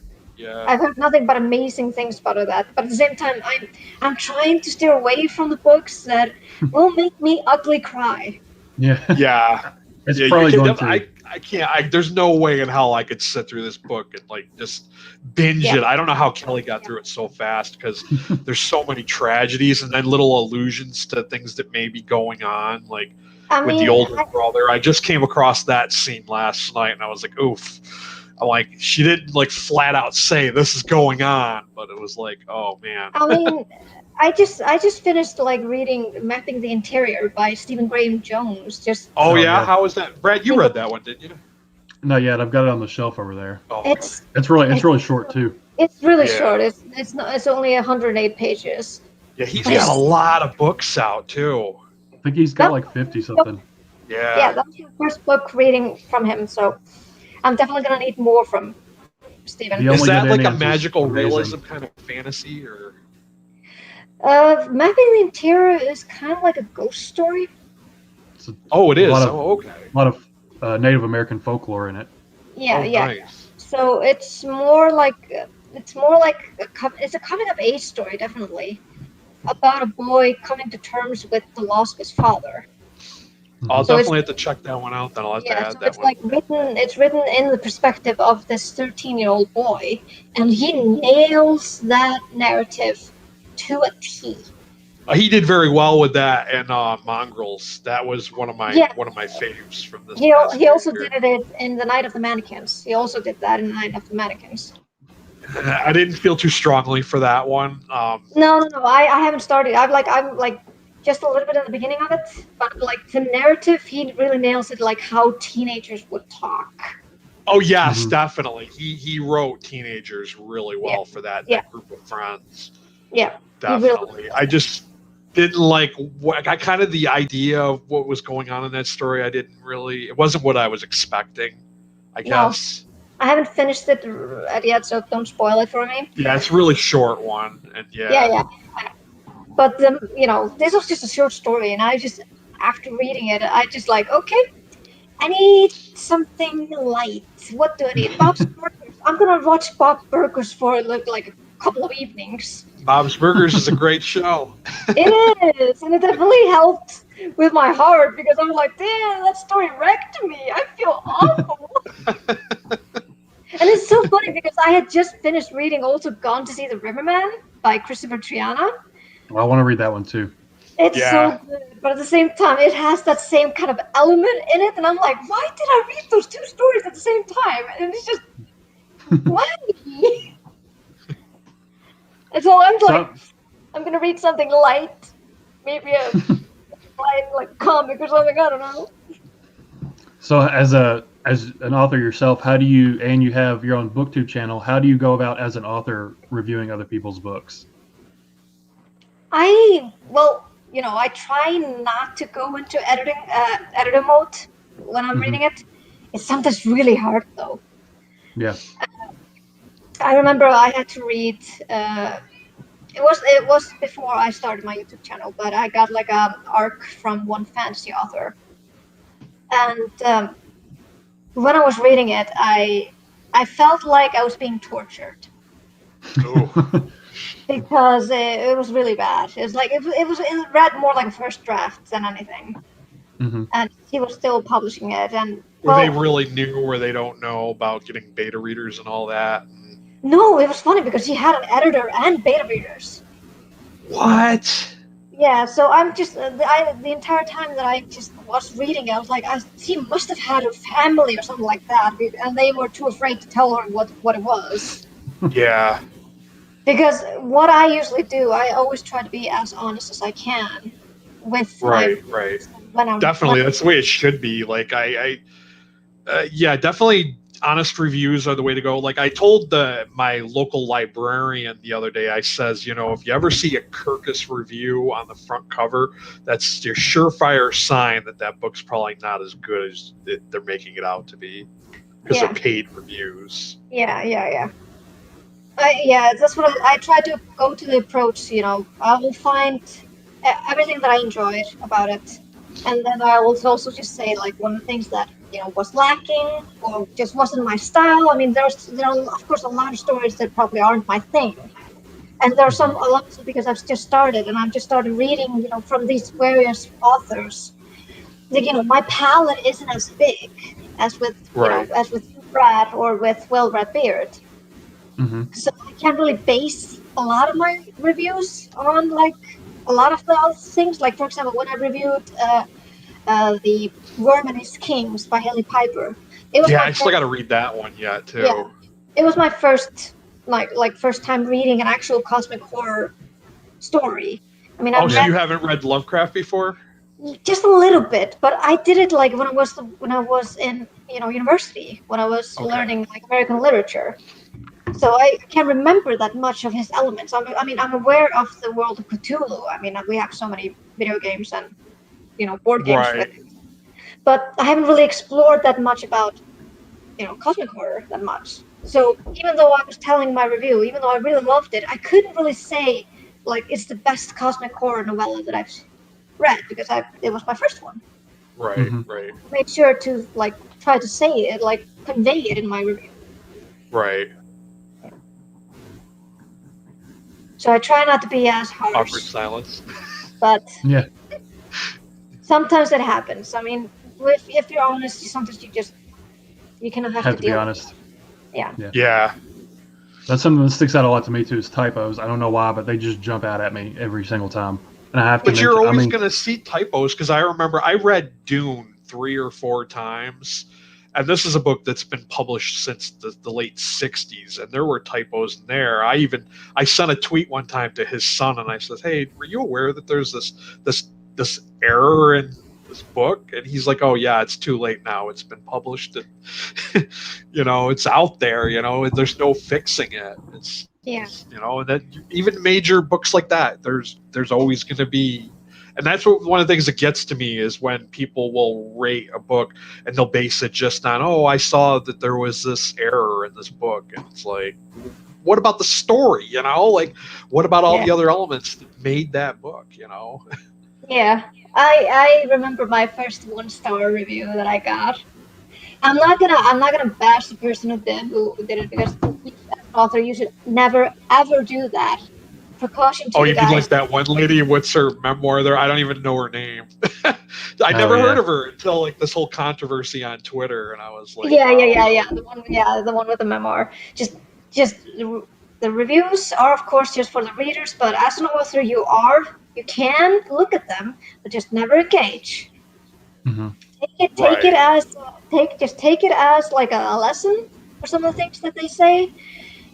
Maybe just talk to some of your friends about it. Just don't go on social media and bash about it. I know, right? Because it's not good. But I remember in my first one-star review that one person just said that my writing was not good because I was not native English-speaking person. I think I saw that. It was on Amazon, right? Yeah, was it on Amazon? Yeah, yeah, I think Amazon. I read that one. Yeah, and I was like, that was a really harsh review. I was like, why? Like, I'm wondering if they even finished the book because the way she stopped at 40%, I think.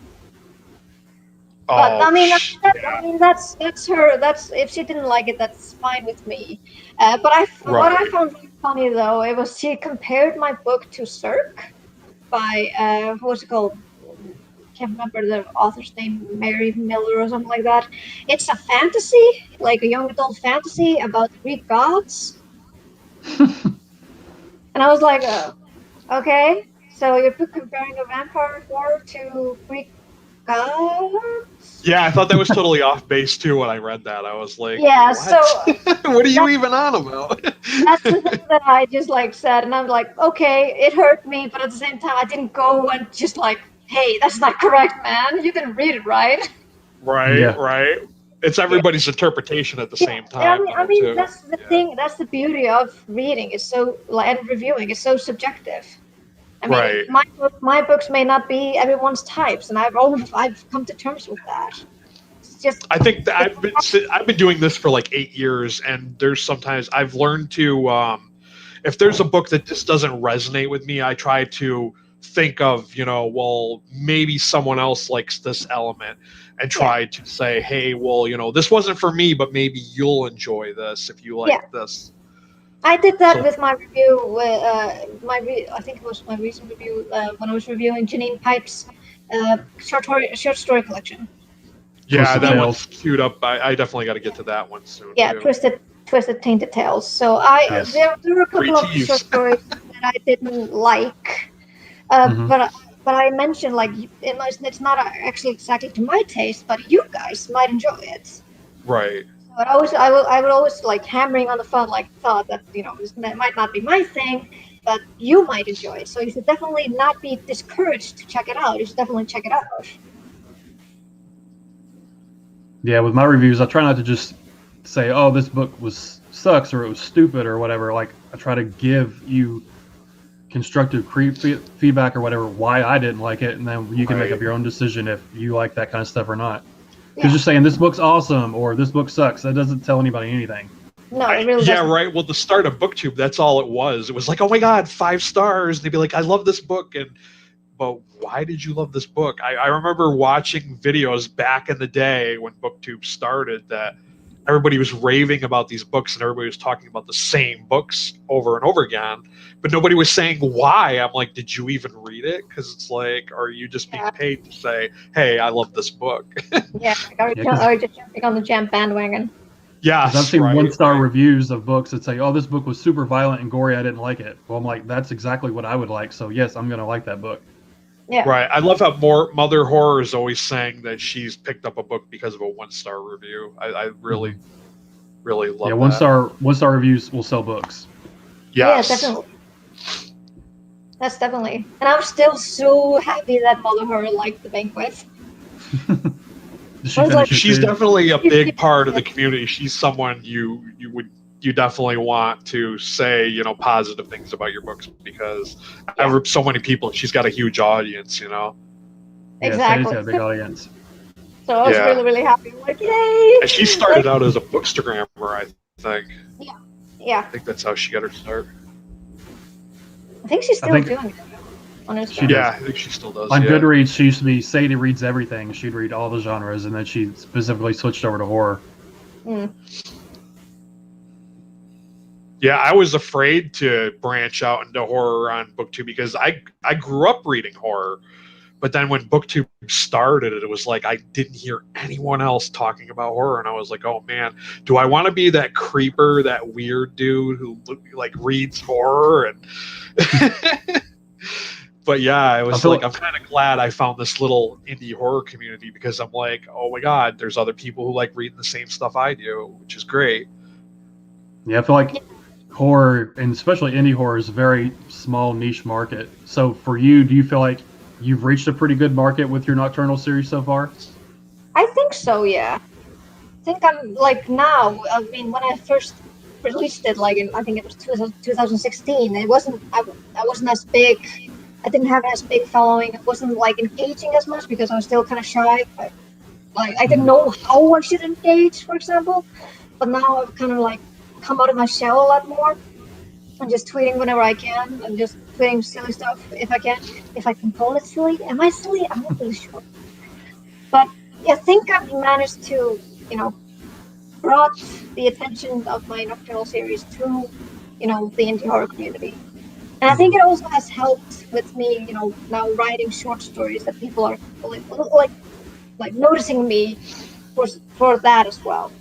Yeah, how much of that time do you have to spend like doing social networking and writing? Is it really time consuming? Like always having to be engaging? Like my phone is almost attached to my arm, so yeah.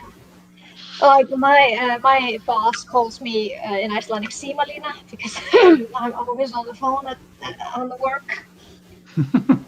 She hasn't chastised me for it, but I have developed this habit. Like if I am just checking and just trying to tweet, and if I see a customer, like nope, never mind that, you didn't see anything. I'm here to serve you. Now your name means something in Icelandic too, right? I think I recall seeing that on Twitter. Yes, the literal translation of my name, the first name, Villimey, is wild maiden. Interesting. Does it have roots in something, or? Yeah, I was named after a character, actually. Ah. Now, is that your real name, or is that a pen name? It's my real name. Oh, it is. Yeah, both of them are my real names. Like, just my full name is Villimey Kristín Mist Sigurbjörnsdóttir. And I kind of figured that not a lot of people would be able to pronounce my last name. So I just decided to take the first name and one of the middle names and like put it together. Okay, that's interesting. Yeah. Because I always wondered my own name. Some people use pen names, so I wasn't sure.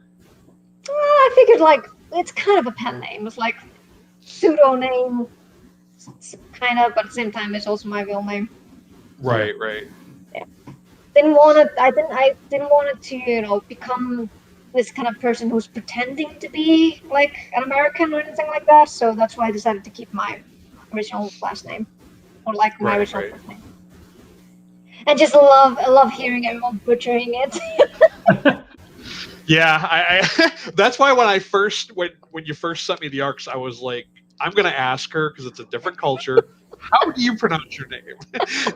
Because I had a feeling it wasn't gonna be like a literal, like as you see it, this is how you say it. So. No. I mean that's the thing with Icelandic names. They mean completely different things.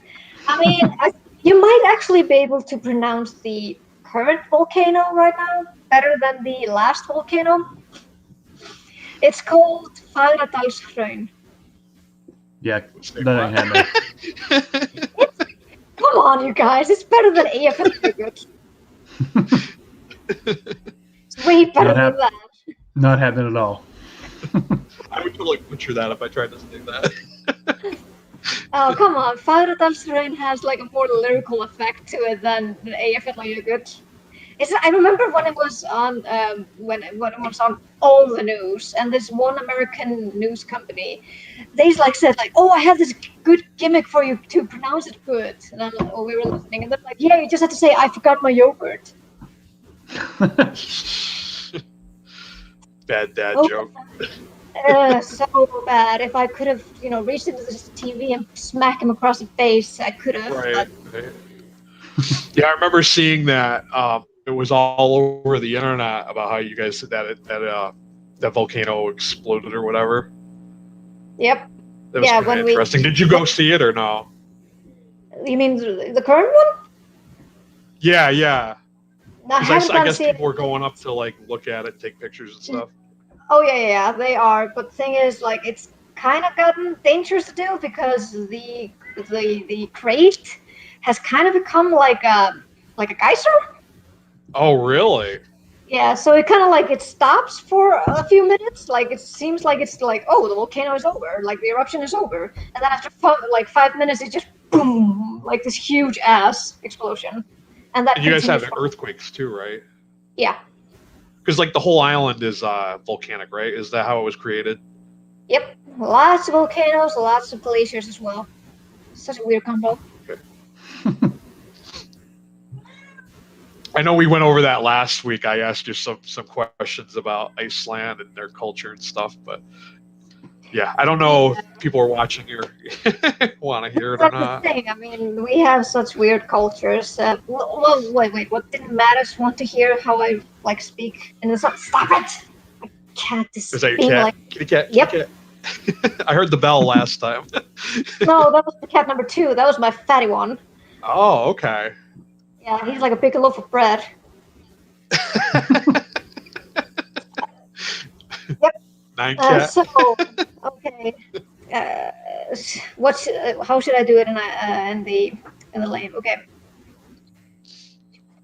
Okay, so if I were to like describe, just introduce myself in these languages, in Icelandic it would be ég heiti Villimey.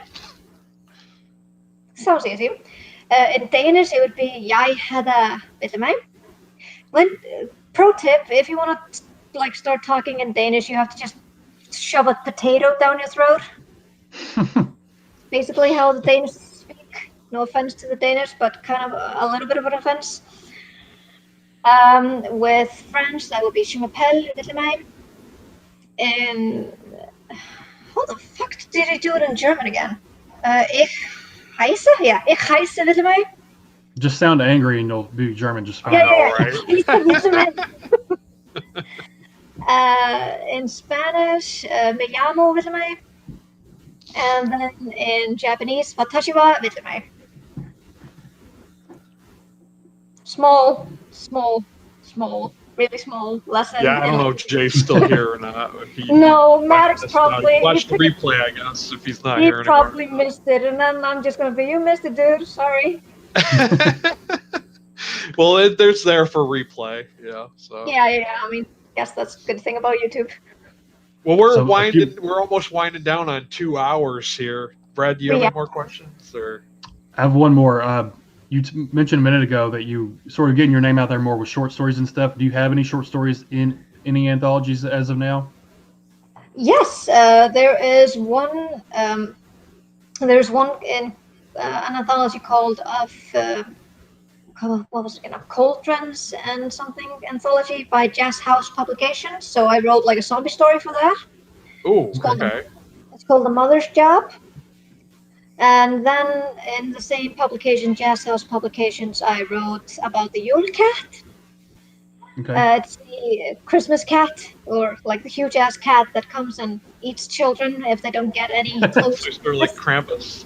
Yep, and it's the anthology is called Krampus Tales, a killer anthology. Yes, I remember seeing that. Aren't you in Campfire Macabre or something? Is that yes, I'm also in Campfire Macabre. I wrote a flash story about an Icelandic witch. I like witches. Yeah, this one was super fun. A little bit gross, but it was super fun to write. And then next week the Optimus Press is going to release Far From Home. I remember seeing that one, right? Yeah, the adventure horror one, and they have one story from me that is also centered around Icelandic folklore. Nice. Definitely gonna add that one to my to be read. Yeah, I can't wait to see it. I'm so stoked. Yeah, I was pretty stoked when I saw that and who was on it. Like, how was it? How was it working with Samantha? Is she pretty cool? She's so cool. Yeah. She's so cool, and she also had like really great pointers to my story, like what I could do to make it a little bit better. And I definitely knew what she was talking about, and I think I managed to do it a little bit better. But Did she edit the whole thing? Yeah, she did. Yeah. She's great. I think Laurel talked about her and Haley, just how nice of a person she is to work with. She really is. She helped me. I hired her as a kind of like a PR consultant for like 1 month in February, I think. When she gave me a lot of tips on how to market myself a little bit better, and I think it worked a little bit. Yeah. Yeah. We can't forget the women in horror fiction too, like that anthology. Yeah. Oh yeah. I also have that in The One Who Got Away. I have like a series. Yep. Is that the Wolves anthology, or is that something different? It's the Women by Camtasia Press. The One That Got Away. Yeah, Camtasia Press. Women in Horror Volume 3. Are you in Volume 3? Okay. Yeah. So my story is there as well. I read the first 2 volumes of that. Yeah. Yeah, you have the third one, don't you? Yes, I have the third one. I got to get to it. Yeah, it's huge. It is. Yeah, they seem every volume. Every time they come out with a new one, they get bigger and they add more people, which is great because, like I said, it's like a little sampler. It's a way to experience other authors you may not have heard of before. Yeah, definitely. So definitely, I think that's the one. I think there's one story about the Yule lads, our equivalent of the Santa Claus. And we have 13 of them instead of 1. Oh, okay. And I wrote a nasty story about the Yule lads for Gabino's The Whole Dark anthology. Okay. But it wasn't. He said it wasn't quite the fit for it. But he said that he's gonna put it in the other anthology that he's doing for next Christmas. So it's gonna be in that. Okay. I like Gambino too. Gambino's good. I haven't read any of his stuff, but I love his personality and the way he's always like he's hustling constantly. He's like a great person to try to mimic, right, Brad? Yeah. Yeah, I love his ambition and his enthusiasm for. I couldn't agree more.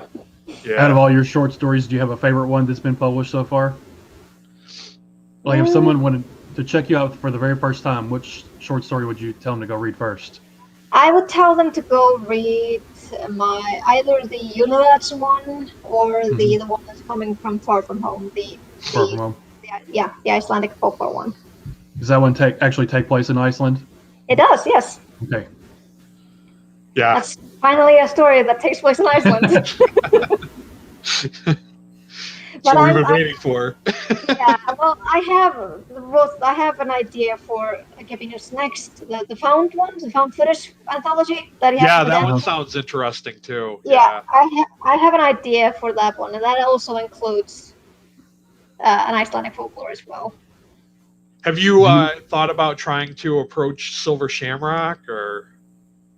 In regards to signing up a lot of people now too. In regards to getting published, with a story. Yeah, maybe contributing a story or. I was thinking of doing a story for the one that Midnight Beyond Stars, I think it's called. Yeah, that one sounds interesting. Cause some space horror, definitely. Yeah, but I couldn't get around to start writing it, so I'll just have to wait until next time. I guess he's space. Yeah, I think he's planning on doing a couple of different volumes of those, the different themes. Yeah. Yeah. Once he finds a good theme, I probably will jump onto it. Yeah, that's the third one. They did Midnight in the Graveyard, Pentagram, Midnight of the Pentagram, and then the Midnight Beyond the Stars. Yeah. I am going to sub soon to the Crystal Lake publishing one, the Classic Monsters Unleashed. Oh yeah, okay. Yeah, I saw the Kickstarter for that. Yeah. Yeah. So that cover looks great. It looks so good. And I am going to my vampire roots for that, but I'm just going to be focused on a secondary character. Okay. So that's going to tie into this series? No, not at all. No, it's actually because the theme is classic monsters. And they did mention that they don't want any more Dracula stories, and I'm like, okay, that's fine. But they did list a lot of other stories and a lot of other characters, and there was one that I've always kind of sympathized with, so I decided to write from his perspective. Okay. I'm not going to tell much, but I can tell you at least the title of the story. Like I said, I have no idea if it's going to be subbed or not. But the title is going to be Your Body for My Bugs. Okay. Okay. You're not getting it. Yay! I'll have to think of my classic monsters. Yeah, right. Yeah. Maybe the viewers might. I don't know. So yeah, I'm gonna focus on that, and hopefully my poem will be accepted as well. It's like the first time that I wrote a horror poem, so we'll see how that goes. So I am kind of reaching into like stepping out of my comfort zone. Right. That's good. Raw Dog Screaming Press does really great poetry. I don't know if they ever do submission calls or not, but their poetry is always really good. Does Erin, is she the one that's the head of that, or is she just like she helps publicists? It's Jennifer's in charge of it. Jennifer and I can't remember the guy's name. Okay.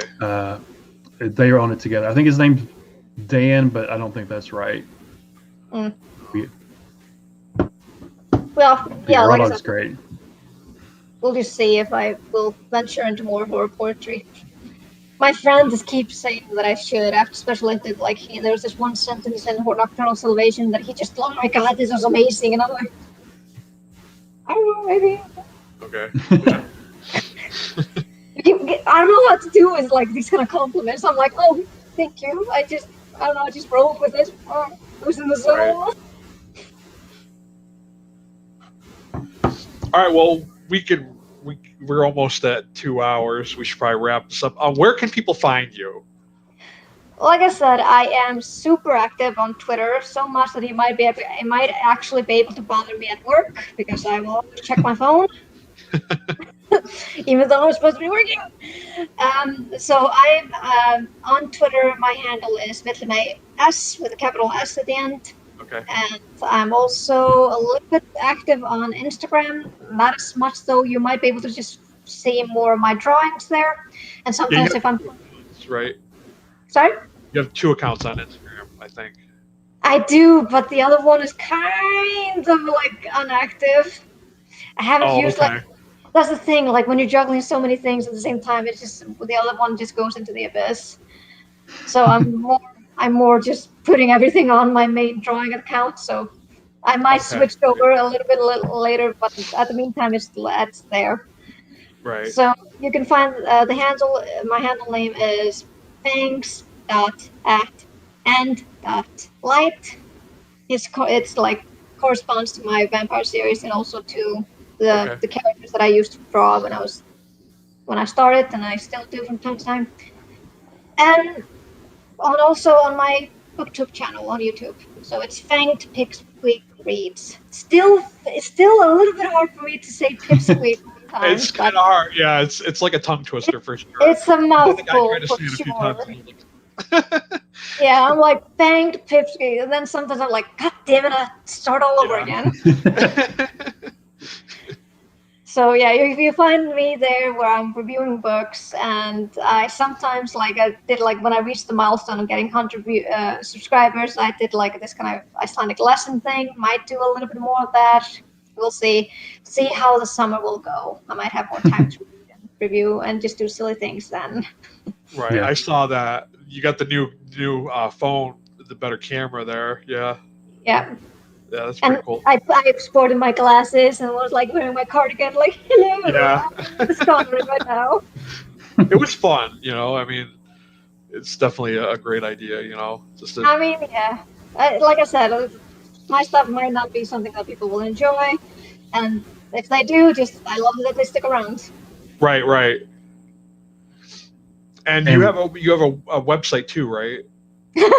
I thought you had a website. I think I remember seeing you put it up on Twitter before. That's why I'm asking. I have a website, but I have to update it. I'm just I said, some things that I need to work on, including updating my website. So yes, I do have a website. It is vitaminmistauthor.com. There's not much there. It's basically my blog, and my blog is also non-existent at the moment. Dear God, I'm so... Why are you reminding me of so many things that I have to do? Yeah, it's never ending, right? I mean, keeps you busy.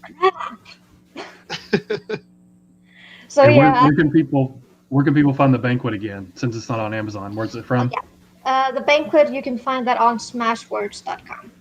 And what's the charity it goes to?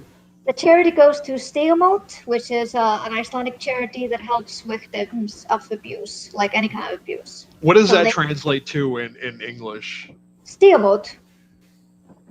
Is it translatable or? I think it's called like a crossroads. I think it's called crossroads. Okay. I think it would translate. Yeah, I think it would translate as crossroads. Okay.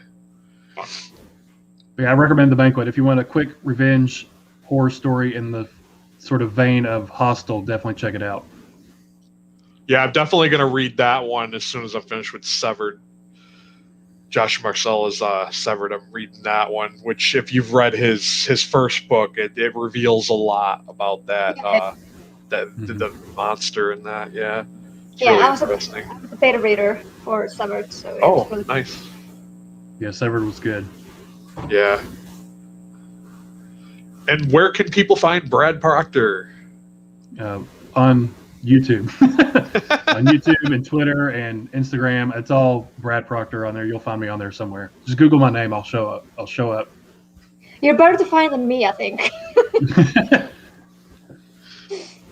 Pretty simple to find. Keep it nice and easy. Or I'm just not creative and can't come up with a cool name, so just use my name.